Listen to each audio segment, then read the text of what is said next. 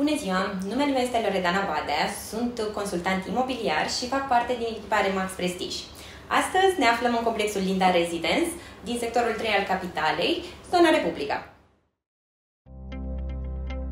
Apartamentul este situat la mansardă, fiind compus din 2 dormitoare, o bucătărie open space cu un loc de servit masa și are o suprafață utilă de aproximativ 62 de metri pătrați. Locuința deține o terasă spațioasă de aproximativ 80 de metri pătrați, unde vă puteți bucura de apusul soarelui în fiecare zi.